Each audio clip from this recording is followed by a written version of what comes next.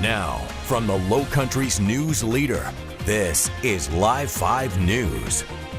We have found the body that the coroner has identified as Faye Swetlik.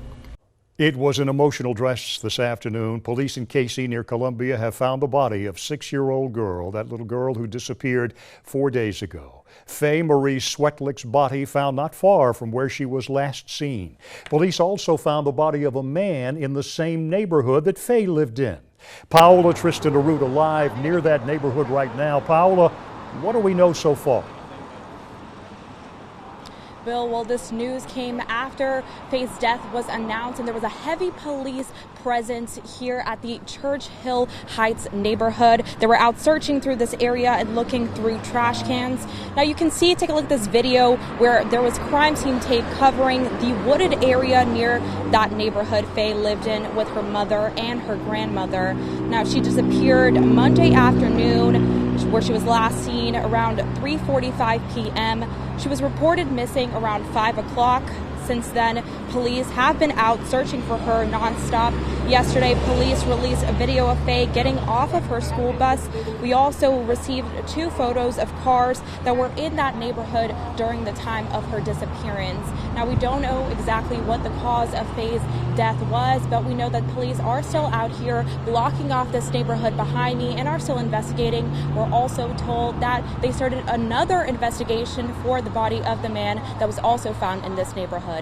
Live in Casey, I'm Paola Tristan Aruda, Live 5 News.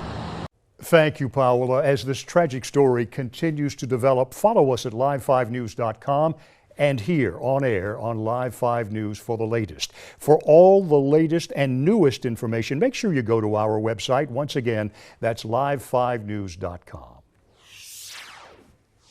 The Vice President of the United States right here in the Low Country right now, Mike Pence, landed at Joint Base Charleston. He's now at the Citadel where he's speaking to the Corps of Cadets. We have full coverage this afternoon of the Vice President's visit. Let's go straight to Ann McGill. Ann, you were there when Vice President Pence landed at Joint Base Charleston this afternoon. Yeah, Bill, he was running just a little bit behind because of some bad weather. As a matter of fact, it's raining right now. We are standing under the awning to the main entryway at McAllister Fieldhouse, and the Vice President is inside right now. Our Lillian Donahue is inside, where there are thousands of excited cadets to see their second in command, and I understand that the Vice President, I believe, he is making his way to the podium right now, and he is speaking to the Corps of Cadets, and they are very, very excited to have him here. Now, Bill, as you said, the Vice President landed at Joint Base Charleston. That was about 3:30 this afternoon. He was supposed to get here at 3:15. As we said, the weather caused a delay, and it's raining here right now. So he landed at the Air Force Base. He took a moment to greet some locals who had gathered at the base there to greet him, along with the governor and his wife. And then shortly after that, we were all in black and white vans, headed down the interstate here downtown. Now, before we got here to the Citadel, we actually made a little pit stop. We made a stop at Tiger Lily Florist. The Vice President wouldn't say who he bought some beautiful roses for, but somebody sure is getting some nice flowers for Valentine's Day. Now, he's going to speak here at the Corps of Cadets. Then he will also be going to another event here at the Citadel where he will be receiving an award. The Vice President very excited to speak with the ladies and gentlemen here at the Citadel, and they are very, very excited to have him here. So we're outside. We're going to go inside, listen in for a little bit, and we will be letting you in on the Vice President's speech as well throughout the evening, and bringing you live reports again coming up at 6 o'clock. Live at McAllister Fieldhouse at the Citadel, I'm Ann McGill, Live 5 News. Oh, Ann, thank you so much. The rain has already moved into the Low Country, and guess what? The temps will cool down, but not yet. Not yet. No sirree. I'm here with Chief Meteorologist Bill Walsh. Bill, how much longer will the rain last, number one? Yep. And number two, when are the temps going to start going down? So the rain's going to be through here probably later tonight, maybe a leftover shower in the morning, and then during the day tomorrow, the temperatures are going to start to really cool off behind that cold front. Not tonight, not until tomorrow. Right, tonight's still going to be pretty much comfortable, probably see some 50s overnight, but there tomorrow we may not get out of the 50s, actually, by the time we get through the afternoon. So tonight, then, I can go shopping for a Valentine's present for Mrs. Sharp, and I won't get rained on too much. Yeah, absolutely. I think the Circle K is open 24 hours a day. Thank you, so Bill. Let's go outside, take a live look out there. Bill Blake, our director, look at that. You can see we know that line of showers. Gave you the first alert to this early this morning. Joey Sovine started early this morning. We were tracking this moving through the upstate, then through central South Carolina at lunchtime, also tracking that. And Stephanie Stein at 4 was just talking about how these have been weakening just a bit. And really, that's the deal as we take a live look. A couple of leftover areas of showers, some moderate showers, nothing severe. Don't even find any thunder with these at this point. Not a lot of lightning within those. We had a couple of showers now pushed on over toward Mount Pleasant, Sullivan's Island, Isle of Palms, a couple of light showers out that way. A few moderate showers not far from, say, Holly Hill, where we were today out at beautiful Holly Hill Elementary. We find some showers just south of Cross, heading toward the lakes, back over toward Bono, St. Stephen, seeing some moderate rain showers out toward Pineville, out toward Russellville. And as you make your way back up toward Williamsburg County. Then back south of Walterboro, still some showers. These are going to push up toward Cottageville, probably toward Ravenel, Hollywood over the next couple hours. So be on the lookout for that. But again, most of these are falling apart as we speak. Live pictures, you look at the DI, Daniel Island. A lot of clouds, a lot of raindrops out there, 70 right now. Hour by hour, 68 at 6 o'clock, 67 at 7 o'clock, by 8 o'clock, 66. So temperature's not going to drop off all that quickly, but it will be on the mild side. Now, coming up for us, the next big weather thing, of course, is this weekend. We've got Valentine's Day, we've got SeaWee, your weekend forecast, so stick around. What about that drive home? We're checking that too. Stephanie Stein, how we doing out there? Hey there, Bill. Typical slow spots and definitely very slow into the downtown Charleston area along the peninsula, mainly because of that visit, of course. So keep that in mind. If you're in that area, expect some delays. Right now, just one accident on the map, though. This is right along 26 eastbound, right at exit 212. So keep that one in mind. Once again, we're keeping a close area, really straight through the downtown area along King Street. Traffic moving off of 26 into the downtown area. A little slow in some spots. Nothing out of the ordinary here. If you typically have to go through 17 into downtown, usually have a bit of a wait anyway, so just keep that in mind today. Live look outside, you can see some of that wet pavement as we take a look at 526 eastbound. This is mile marker 28. Really no issues though otherwise, just some rainfall on the road there. Definitely soggy as we're taking a look at the Ravenel Bridge. If you're heading out, drive safely.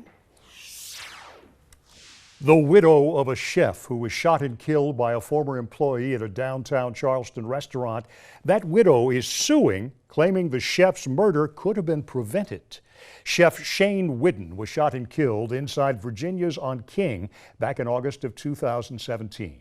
Charleston police say the killer, former employee Thomas Burns, came back to the restaurant through a side kitchen door. Investigators say Burns ordered customers to hit the floor, told all but one to leave through the back door, and then confronted Whidden with a gun. According to the lawsuit, Burns fired 2 shots at the chef, with one of those shots, the second one, killing him. Burns was shot by a police sharpshooter himself. He died 4 months later. In the lawsuit, Whidden's widow claimed Virginia's on King hired Burns despite his long criminal record. She also claims the door that Burns opened to get inside the restaurant was not properly secured. We've reached out for a comment to the management company for Virginia's on King, but have not yet heard back. The Berkeley County Sheriff's Office says a deputy is okay after getting into an accident today. It happened near Treeland Drive in Ladson.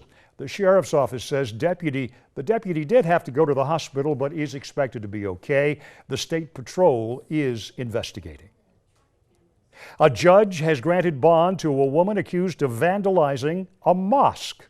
Charleston police arrested 18-year-old Haley Riddle. Here she is. She's accused of vandalizing the Islamic Center of Charleston back on January 30th. Police say on January 19th, someone was caught on camera spray painting the mosque's wall. They say days later, on January 30th, 2 others were seen doing the same thing. No word on who the other suspects might be. A woman facing charges this afternoon accused of stealing tens of thousands of dollars worth of gold rings from a Berkeley County home. Berkeley County deputies arrested Christina Chinners, whom you see here. They say the victim noticed on Monday 3 of her custom rings were missing from her home. She told deputies nobody had access to the house except for the cleaning company, and she believed one of the employees had taken her rings. Chinners is charged with theft. There are growing concerns the Port of Georgetown will close down, perhaps forever. There's been little movement to deepen its channels since Georgetown County voters approved a referendum to pay for the project back in 2014, 6 years ago. Caitlin Stansel investigates. It's been over a year since Governor Henry McMaster mentioned a revitalized Port of Georgetown in his State of the State address. And while many took that as a sign of hope for the industries that sit along these banks, the reality of the situation is that this project has been all but abandoned at this point. The reason comes down to money. Georgetown County initiated a sales tax referendum back in 2014 to pay for dredging Winyah Bay, and voters approved the measure to collect $6 million for the project. But the county spokesperson says those plans changed almost immediately after that referendum was passed. Jackie Broach says when the county told the U.S. Army Corps of Engineers they were ready to move forward, they were taken by surprise that the cost had since doubled. Now, 5 years later, the county is exploring other options for that money. But it's against state law to use money approved by voters for one project to pay for another. So the county is contracted with an attorney familiar with capital project sales tax issues to help them determine what can be done with the remaining funds from that tax. Some fear what abandoning the Port of Georgetown could ultimately do to the industries here, like Liberty Steel. I'll have more on those concerns in my full story tonight on Live 5 News at 7. From Georgetown County, Caitlin Stansel, Live 5 News. The organization that brought an outdoor ice skating rink to Somerville wants to bring it back again this year. Somerville Dream told the town the new attraction brought more than $61,000 to the town. The ice rink was a partnership between the town of Somerville and Somerville Dream. Now Dream officials say they want to continue the event again this year. The town invested $130,000 from hospitality taxes toward the project. Well, the weekend is almost here. Danielle Prinz gives us the lowdown of all the things you want to do here in the Lowcountry this weekend.